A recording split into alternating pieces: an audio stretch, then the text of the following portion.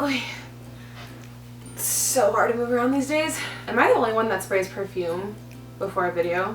Like I'm going somewhere? Or like you guys can smell me? What is up, you guys? Welcome back to my channel. My name is Amanda if you guys are new here.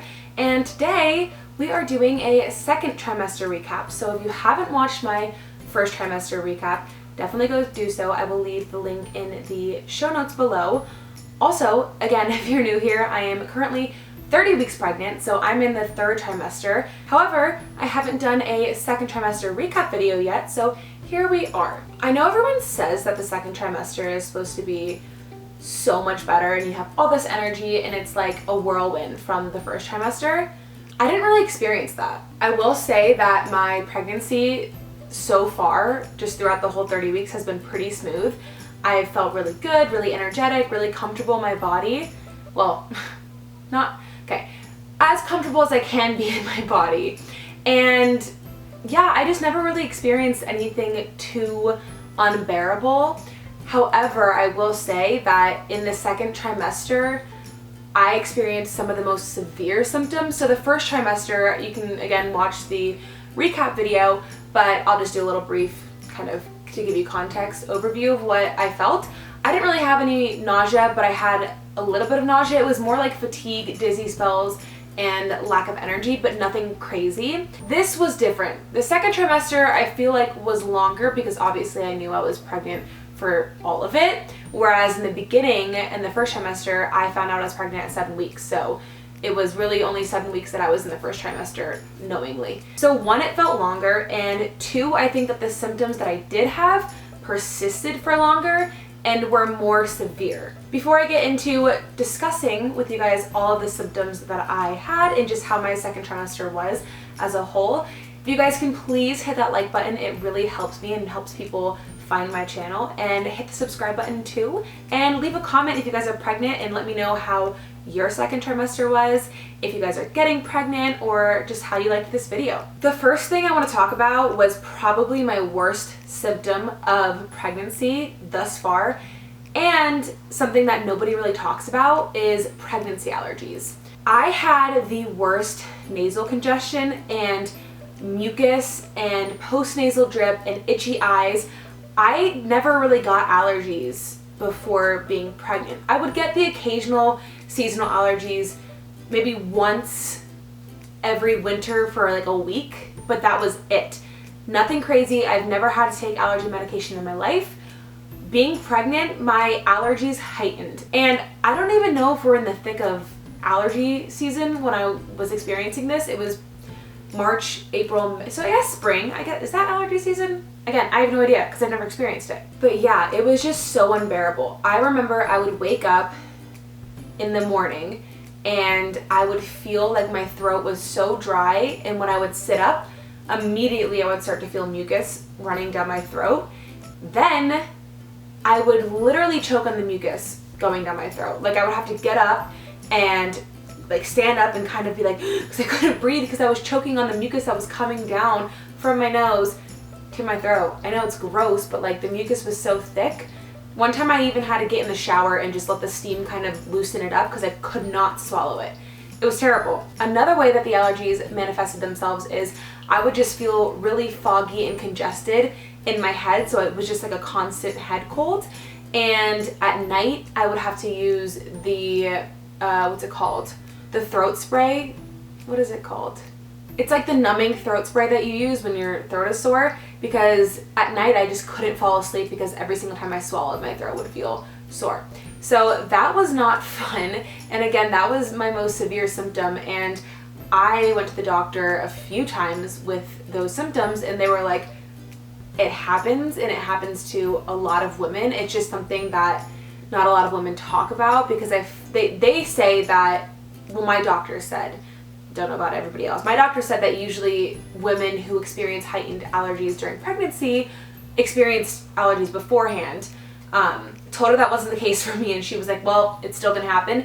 And I think it's because of all the inflammation that happens inside your body when you're pregnant and the increased mucus and probably just the increased sensitivity. I don't know. I'm not a doctor. This is just what I'm telling myself. But yeah, it was terrible. And it was even more so terrible because no one freaking talked about it. No one told me that pregnancy allergies were a thing. I thought I was crazy. I thought I had the freaking virus that was, you know, that's going on right now because global pandemic. But no, I'm good actually. I got tested, don't worry. And yeah, it was just something that I really struggled with because I would experience it and then it would go away, and then I would experience it again, and then it would persist, and then it would go away and come back. It was just all over the place. And finally I started taking an allergy medication. They put me on Claritin, they put me on Zyrtec. Those never worked for me. What worked for me is Xyzal. Always, always, always consult with your doctor before you take a medication, but I'm just sharing what worked for me. Xyzal really worked for me. I use Vicks Vapor Rub on my chest and kind of on my neck and then on my nasal area, like every single night. I think now it's just like a habit. I'm very ritualistic, like I'm a very ritualistic kind of superstitious person. I just feel like it's gonna help me sleep better, so I do it. I also started using a humidifier. I think that really helped. The number one thing though that really helped me kind of just clear up all the mucus and the severity of the allergy symptoms was the neti pot. I actually think I did a YouTube video vlog where I showed you guys that I did the neti pot. Like I actually showed myself doing it. Really gross. I know, I'm weird. I don't care. It helped me a lot. And if you guys are struggling with pregnancy allergies, one, know that you're not alone. It happened to me too, and it's, you know, I still deal with it. And two, I definitely recommend doing the neti pot. I think I got mine for like 25 bucks on Amazon, if even, and it's great. The next thing I want to talk about is not technically a symptom, but when you hit the second trimester is typically when you start to feel the baby kick. I felt the first kicks around week 18, and at first it was fine. I felt them in my tummy. It was like little flutters. It was totally fun. It was really cool to actually, you know, you get pregnant and you see your belly grow and you know there's a baby inside there, but you can't feel it yet. And so when you actually feel it, it's the coolest freaking thing in the world. Like, sometimes it feels like an actual legit alien is inside of you, and it's weird, and sometimes it's uncomfortable, and sometimes I'm like, can you just not maybe do a backflip or a freaking double back handspring in my tummy? But other than that, usually I'm like, oh, this is cute. Other times I'm like, calm down. However, I think around 25, 26, and 27 weeks, I started feeling the baby kick in really weird places, really uncomfortable places. I'm talking my vagina, my cervix, my bladder, and my butt. I would literally feel him kick my butt. Like, yeah, my butt. It was so bizarre, and the first time I felt it, I felt my baby kick my cervix, I was like, oh my god, he's falling out. I was at the beach with a lot of other, my mom, Lucas's mom, a lot of other women who have been through pregnancy. I was like, he is kicking my cervix. Is he going to come out? Like, is he going to break my water, his own amniotic sac, and come out? And they were like, you're fine. That's normal. Typically, they say that you'll feel those kicks if the baby is breech, so if he's feet down. And I think that's what he was, because a few ultrasounds ago, he actually was breech. Babies can be breech up until like 36 weeks, and it's totally fine. They start to worry if the baby's breech at 36 weeks because they want him to turn. Otherwise, like, that's kind of hard to deliver. But yeah, I think he's head down now because I haven't been feeling those kicks in my cervix and just kind of down there area. However, I don't know for sure, so I do actually want to get another ultrasound or talk to my doctor next time to make sure baby's not breech and everything's good to go. But yeah, if you're pregnant and you feel kicks in your cervix, your butt, your vagina, your bladder, that's totally normal. They actually call it lightning crotch, and it feels like just that. It literally feels like sharp little lightning in your crotch area. Pregnancy is such a fun time. Like I said, I didn't really experience much nausea in the first trimester. I would get nauseous throughout the day, morning, day, or night. It didn't really matter what time of day it was, but it never persisted. It wasn't like I had it for the whole first trimester. It wasn't like I had it for weeks on end. It was just kind of there sometimes and not there other times. And I found that when I had an empty stomach, it was worse, and then when I ate, my nausea got better. However, during the second trimester, I experienced a lot of nighttime nausea. Like, as soon as 5, 6, 7 p.m. rolled around, I was like, nope, don't feel good.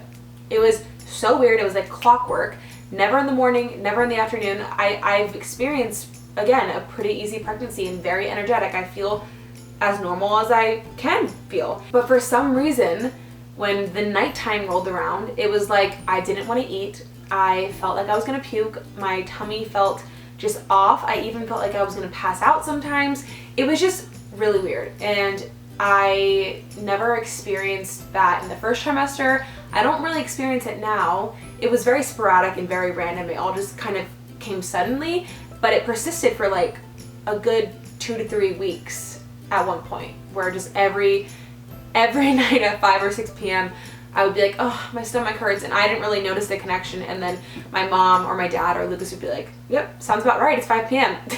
So, very clockwork with my nausea at night, this time in the second trimester. But again, I haven't really experienced much nausea. I never puke, I never threw up, nothing like that, just kind of icky feeling. By the way, this is my favorite kind of tea. It's Red Robo's tea, which is a South African tea with Manuka honey, raw Manuka honey. It's my favorite honey because it's the most beneficial. So I've been told. Again, not a nutritionist. Ugh, not a nutritionist. Another thing that I started to experience in the second trimester was hip pain. Especially hip pain in the middle of the night, where it would literally wake me up if I was laying on my side, because my hip would be so sore to the point where it was like numb. And they say that's pretty normal during pregnancy because your hips are expanding and things are just starting to change in your body, especially your muscles and your bones are getting a lot more sore. And yeah, I remember one time we were camping, which not a good idea at, 5, 6, 7 months pregnant, just saying. But yeah, we were camping. We have an air mattress, so it's a little bit more comfortable than sleeping on the floor. We were camping and I tossed and turned the whole night because one hip, if I was laying on it, would just be so freaking sore to the point where it felt numb. Not fun. Now in the third trimester, I still experience that, the hip pain, but it's actually not as persistent as it was in the second trimester. So I think my hips just expanded, which will be really interesting when I'm not pregnant anymore, to kind of see how my body postpartum has changed and how my hips have changed, if they've gotten wider, which I wouldn't be opposed to. But yeah, I'm really curious. So yeah, I think my hips are expanding, and it's not fun because sometimes in the middle of the night I'll literally be like, okay, wait, this is hard actually, but I'll literally be like, just gotta stretch my hip out, just gotta stretch my leg in there, get it loosened up. This is one that's pretty much a stereotype, but it was actually really true for me. I was so damn emotional in the second trimester, and I still am now in the third trimester. But first trimester, I really didn't feel much more emotional than I was before, and maybe because this was an unexpected pregnancy, so I had a lot of emotions, but it was more like shock and not really mood swings. Yeah, in the second trimester, I was very emotional. Like, crying was a normal thing, and it would happen over the littlest things. For example, one time I made myself a salad for dinner, a pasta salad for dinner. If you guys don't know about pasta salads, get on the pasta salad game. It's the best dinner ever. Well, maybe not the best dinner ever, but like very easy, very, you know what, I'm not even talking, why am I talking about pasta salad? Anyway, I'm talking about pasta salad because it broke my heart in the second trimester. I kid you not, my heart was broken by my pasta salad. So what happened is I made a pasta salad. I was cooking the pasta. I got the lettuce ready in a bowl. I sauteed all the veggies. I threw them in there. I put the pasta in the strainer. Then I dressed it all. I literally made this salad so bomb, and it took me like 45 minutes. And if you know me, if you've ever lived with me or you're my friend or whatever, I don't take long to make dinner, especially. I usually eat dinner when I'm like really, really hungry. So I like something that's quick and easy, and I'm just gonna be able to make in like 5, 10, 15 minutes. I spent 45 minutes on this damn salad, and I put the dressing on it. It was like the best dairy-free ranch ever, and I used the last bit of it. So once I used it, I threw it away. Then I went to put some salt and crack some pepper on my salad because your girl loves salt and pepper on her salad. We had the pepper that was like the big peppercorns. I went like this to go crack it, and all the peppercorns fell into my salad. Literally, all of them fell into this beautiful masterpiece that I slaved over for 45 minutes. I literally threw the pepper down. I walked to the couch. I bawled my eyes out. I was so upset that all these little pepper ball corns were just all over my salad. My mom comes over and like tries to pick them out for me, and I'm like, no, it's ruined, it's spoiled, it's there's no use. I was like, there's no saving this salad. And she like tried to pick them all out, and then she got mad because she's like, why are you getting so emotional about a freaking salad? And then I ended up just trying to pick them out. I ended up trying to eat it, and I was literally crunching on peppercorns the whole time, like, actually more like, and I ended up eating cereal that night. And I wish I could say that was like the one time throughout my pregnancy that I was overly emotional for no reason, but no. Guilty as charged.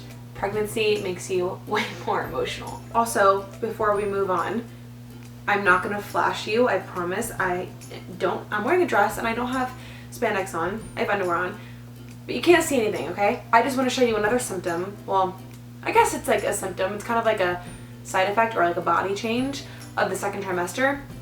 An outie, okay? My belly button became an outie. Just thought I'd share. I kinda like it actually. So I think that about wraps up the symptoms that I experienced in the second trimester. Nothing really, oh, I'm just remembering actually now. My breasts started to leak. I think around like 20 weeks, my nipple started to leak. Like actually leak liquid. And I was like, oh my God, I'm leaking milk. I was like, oh my God, my milk came in. And if you've been pregnant or you just have been curious, and you probably know that your milk doesn't come in until after the baby's born, like a few days after the baby's born. So what you're actually leaking is colostrum, but it's really common for some women to leak. And I'm not even joking, like every morning I would wake up with like spots, like dry spots of liquid all over my nipple area on my t-shirts. And I still do, but it comes in like sporadic moments. Like it'll happen for a week, and then it won't happen for like 2 weeks, and then it'll happen again, or happen for a day. Yeah, leaking nipples is a thing in the second trimester. For me at least it was. So now that I'm done with the symptoms, I want to talk to you guys about a few things that have helped me through the second trimester and things that I've been loving in the second trimester of pregnancy. So first, let me grab my number one baby, my pregnancy pillow.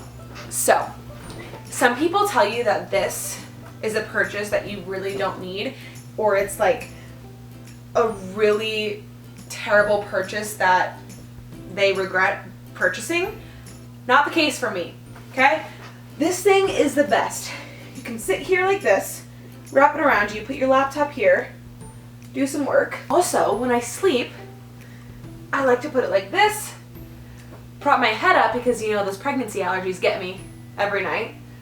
Got some mucus, I need to get my head up so it kind of drains, you know what I mean? Oh, I'm out of breath. And then I cuddle it like this.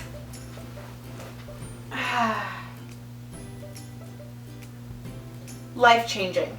Lucas and I are sleeping in a queen bed right now, and this doesn't even bother him. He doesn't even notice it in the bed because we sleep together, and it's like, it's not even that big, you know? Also, he loves this damn thing. Sometimes I'll come home from whatever if he's laying in the bed and I see him using this. Or in the morning when I get up from bed earlier than him and he's still sleeping, he'll take this and like rest his head in it. He loves it. My dog loves it too. I'll insert a picture right here of my dog Oakley, well, my parents' dog Oakley, laying in this thing just in the afternoon, chilling, lounging. So I also wanted to talk to you guys about what I've been using to lotion my belly to avoid stretch marks, but I really truly think that stretch marks are very genetic. I just think that the lotion for me helps me not feel itchy with the expandingness of my belly and helps me just kind of keep my skin moisturized because it's really dry in Colorado. So yeah, when my skin is stretching a lot, I want to keep it moisturized. I don't know if I would have stretch marks because my mom didn't have stretch marks and I haven't really had any yet. I could get some in the last couple weeks or in the last trimester, but yeah, I just really find that this helps to keep my belly nice and moisturized. So I've been using this rose hip oil, which I really like. I don't love it for the moisturizing properties. I feel like I need to use this on top of something else because it's just kind of thin. Sometimes in the morning I'll use this on its own and it's fine. I just feel good about having something on my belly, but I don't think it moisturizes as much as this. This is my shea butter. I have been using this all throughout pregnancy and I like this one the best. So as you can see, it's like almost gone, but it's a very thick, solid consistency right now. So you just scoop some and then you rub it and make it a liquid on your hands and then put it on. So I like this because it feels the most moisturizing. It's thick, but then when it goes on, it gets thin. It's really oily, so it feels really nice on the skin. I typically only use this at night though, because I don't want to be slipping and sliding everywhere during the day. So yeah, these two are my fave. This first and then this second, this like over top, or just this alone and this alone.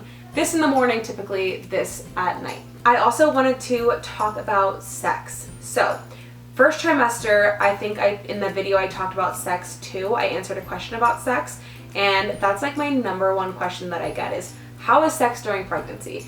Sex during pregnancy in the second trimester was different from the first trimester. So my belly grew, and obviously with your belly getting bigger, certain positions just don't work anymore. So I think sex is a little bit more challenging in the second trimester. It's a lot more of an adjustment.